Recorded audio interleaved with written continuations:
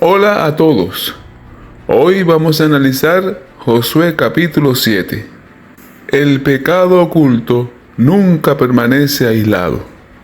Comienza en el corazón, conduce a la desobediencia, busca esconderse y termina afectando tanto al pecador como a la comunidad. En Josué 6, Israel vence a la poderosa Jericó confiando en Dios. En Josué 7, Israel es derrotado por la pequeña ciudad de Ai. El problema no era la capacidad militar del enemigo, sino el pecado oculto dentro del campamento. Dice el versículo 11, Israel ha pecado y aún ha quebrantado mi pacto que yo les mandé. Antes de conquistar Jericó, Dios había dado instrucciones claras. Los israelitas no debían apropiarse de los objetos que estaban bajo el anatema. La plata, el oro y los utensilios de bronce y hierro debían ser consagrados al tesoro del Señor.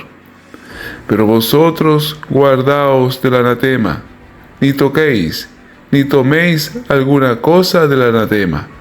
Josué 6:18. Acán conocía el mandamiento. Su pecado no fue producto de la ignorancia, sino una desobediencia consciente. El pecado comienza cuando colocamos nuestros deseos por encima de la palabra de Dios.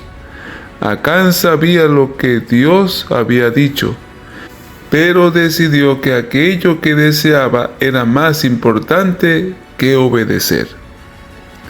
La confesión de Acán revela claramente cómo avanzó su pecado. Vi entre los despojos un manto babilónico muy bueno, y 200 siclos de plata, y un ligote de oro, lo cual codicié y tomé. Y aquí que está escondido bajo tierra en medio de mi tienda. Versículo 21. La secuencia puede resumirse así. Primero, Acán vio. Vi entre los despojos. Ver no era necesariamente el pecado. El problema fue permitir que su mirada despertara y alimentara un deseo contrario a la voluntad de Dios. Acán probablemente continuó contemplando los objetos hasta imaginarlos como suyo.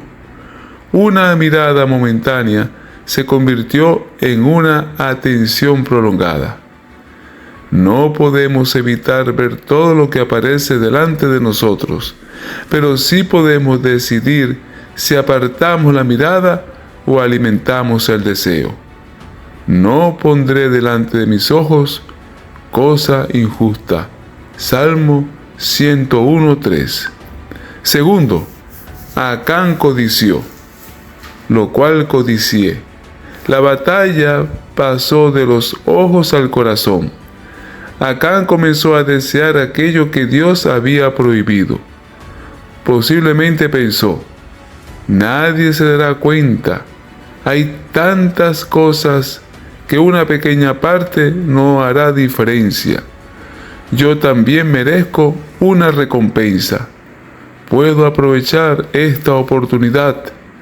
Más adelante solucionaré el problema. La codicia convierte lo prohibido en algo aparentemente necesario y presenta la desobediencia como una oportunidad. Antes de convertirse en una acción, el pecado es aceptado y justificado en la mente. Cada uno es tentado cuando de su propia concupiscencia es atraído y seducido. Santiago 1:7. Tercero, Acán tomó y tomé. El deseo interior se transformó en una acción exterior. Acán cruzó deliberadamente el límite establecido por Dios. En ese momento dejó de ser solamente una tentación. La tentación había recibido el consentimiento de su voluntad. La tentación no es automáticamente pecado. El pecado ocurre cuando aceptamos, alimentamos y ejecutamos el deseo contrario a la voluntad de Dios. Entonces la concupiscencia, después que ha concebido, da a luz el pecado. Santiago 1:15. Punto número 4. Acán escondió. Está escondido bajo tierra en medio de mi tienda. Después de pecar, Acán sintió la necesidad de ocultarlo. Debió llevar los objetos secretamente hasta su tienda, cavar un hoyo y enterrarlos. Esconder el pecado demuestra que su conciencia todavía le había advertido que había actuado mal. Sin embargo, en lugar de confesar, intentó proteger su desobediencia. El pecado promete libertad, pero después obliga al pecador a vivir escondiéndose. Acán ocultó los objetos, pero también tuvo que ocultar sus movimientos, sus pensamientos, sus temores, sus explicaciones, su verdadera condición espiritual. El que encubre sus pecados no prosperará, mas el que los confiese y se aparta alcanzará misericordia. Proverbio 28:13. Quinto, Acán guardó silencio. Acán no confesó cuando Israel fue derrotado. Tampoco lo hizo cuando Josué lloró delante de Dios, cuando el pueblo se santificó, ni cuando las tribus comenzaron a pasar delante del Señor. Tuvo numerosas oportunidades de reconocer espontáneamente su pecado, pero permaneció en silencio hasta ser señalado. Retrasar la confesión endurece progresivamente el corazón. Cuanto más tiempo se oculta el pecado, más difícil parece reconocerlo. La confesión de Acán llegó cuando ya había sido descubierto. Verdaderamente yo he pecado contra Jehová, el Dios de Israel. Josué 7:20. Reconocer un pecado después de quedar expuesto no siempre significa que haya verdadero arrepentimiento. El arrepentimiento auténtico no solamente lamenta las consecuencias, lamenta haber ofendido a Dios y desea abandonar el mal. Sexto, el pecado fue descubierto. Acán enterró los objetos debajo de su tienda, pero no pudo esconderlos de Dios. Y no hay cosa creada que sea manifiesta en su presencia. Hebreos 4:13. El Señor fue reduciendo la búsqueda. Israel, la tribu de Judá, la familia de Sera, la casa de Sabi, Acán. Esta secuencia muestra que Dios conocía perfectamente al culpable. El proceso público permitió demostrar ante todo Israel que el juicio divino no era arbitrario. Podemos esconder el pecado de las personas, pero nunca de Dios. Dios no descubre el pecado para satisfacer curiosidad, sino para defender la santidad de su pacto, detener el daño, llamar al pecador a confesar, restaurar a la comunidad y enseñar al pueblo la gravedad de la desobediencia. Séptimo, el pecado produjo muerte, y el pecado siendo consumado da a luz la muerte.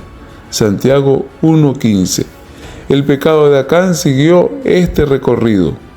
Vio, codició, tomó, escondió, guardó silencio, fue descubierto, sufrió las consecuencias. En un principio, Acán creyó que estaba tomando un manto, plata y oro. En realidad estaba introduciendo sufrimiento y muerte en el campamento. Aunque solamente Acán tomó los objetos, Dios declaró: Israel ha pecado. Versículo 11. Como consecuencia, 36 israelitas murieron durante el ataque a Ai. Este hecho refleja el sentido de responsabilidad comunitaria existente dentro del pacto. Israel no era simplemente un conjunto de individuos independientes, constituía un pueblo unido delante de Dios. Ningún pecado es completamente privado. Nuestros pecados ocultos pueden afectar al matrimonio, a los hijos, a la iglesia, al liderazgo, al trabajo, al testimonio cristiano, a personas que no conocen la causa del problema. Un pecado secreto puede producir consecuencias públicas. Esto no significa que toda dificultad en una familia o iglesia sea necesariamente causada por algún pecado oculto. Josué 7 describe una situación particular revelada directamente por Dios. No debemos utilizar este capítulo para sospechar o acusar a otras personas sin evidencia. Los espías enviados a Ai dijeron: no suba todo el pueblo, sino suba como 2,000 o 3,000 hombres. Josué 7:3. El pueblo acababa de contemplar la caída de Jericó. La victoria pudo hacerles pensar que la siguiente batalla sería sencilla. El relato no menciona que Josué consultara al Señor antes de atacar a Ai. Se evaluó la ciudad desde el punto de vista humano.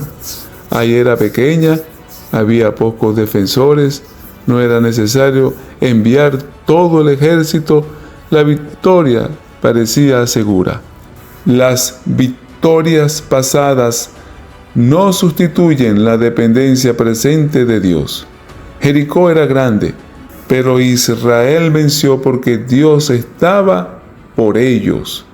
Ai era pequeña, pero fueron derrotados porque había pecado en el campamento y actuaron con autosuficiencia. El problema más peligroso no siempre es el enemigo que está delante de nosotros, sino aquello que toleramos dentro de nosotros. Después de la derrota, Josué rasgó sus vestiduras y se postró delante del arca. Josué estaba confundido. No comprendía por qué Dios había permitido la derrota. Incluso preguntó por qué habían cruzado el Jordán. Dios le respondió, versículos 10 y 11, levántate, ¿por qué te postras así sobre tu rostro? Israel ha pecado. La oración era necesaria, pero había llegado el momento de actuar. Hay situaciones en las que no basta con pedir a Dios que cambie las circunstancias. Primero debemos permitirle que nos muestre lo que necesita ser corregido. A veces Dios responde a nuestras oraciones diciendo: levántate, examina tu vida, reconoce el pecado, repara el daño, aparta a aquello que me desagrada, vuelve a caminar en obediencia. La oración no debe utilizarse para evitar la responsabilidad. La mejor manera de vencer la secuencia de Acán es interrumpirla al principio. Si ya has cometido algún pecado, el camino correcto es confesarlo inmediatamente, apartarse y buscar la restauración divina. Ahora surge la pregunta: ¿por qué fue tan severo el juicio? El juicio contra Acán resulta difícil para el lector moderno. Debe entenderse dentro de un momento particular de la historia de la salvación. Dios había dado una orden directa. Acán conocía la prohibición. Había quebrantado deliberadamente el pacto. Su acción había puesto a todo Israel en peligro. Su pecado produjo la muerte de otros israelitas. Mantuvo el engaño mientras la comunidad sufría. Dios estaba enseñando a una nueva generación la santidad de su presencia. El texto incluye a la casa de Acán en el juicio. Sin embargo, no explica todos los detalles acerca del grado de conocimiento o participación de cada miembro. Por eso, no debemos ir más allá de lo que el pasaje afirma. Este acontecimiento fue un juicio histórico extraordinario bajo el gobierno directo de Dios sobre Israel. no concede a los cristianos autoridad para castigar físicamente a quienes cometen algún pecado. La Iglesia debe trabajar mediante la verdad, la disciplina bíblica, el llamado al arrepentimiento y la restauración. Después del juicio, el lugar recibió el nombre de Valle de Acor, que significa Valle de Desgracia o Valle de Turbación. Sin embargo, más adelante Dios prometió, Oseas 2:15, y le daré el Valle de Acor por puerta de esperanza. Esto muestra algo hermoso. Dios puede transformar el lugar de fracaso y disciplina en una puerta de esperanza. El pecado debe ser enfrentado, pero el propósito final de Dios no es mantener a un pueblo eternamente derrotado. Después de quitar el mal del campamento, Dios condujo nuevamente a Israel contra Ai y le concedió la victoria. Josué capítulo 7 nos enseña que Acán no cayó repentinamente. Su pecado avanzó mediante una secuencia. Vio, codició, escondió, cayó, fue descubierto y sufrió las consecuencias. Pero esta secuencia puede ser interrumpida. Cuando aparezca la tentación, debemos apartar la mirada y acudir a Dios.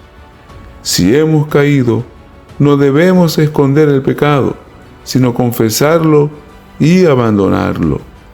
La gran enseñanza del capítulo es que Dios desea habitar en medio de un pueblo santo. El pecado oculto puede traer derrota, pero la confesión sincera, el arrepentimiento y la gracia de nuestro Señor Jesucristo pueden transformar nuestro valle de turbación en una verdadera puerta de esperanza. Gracias por acompañarme en el análisis de este capítulo. Nos vemos en el próximo video.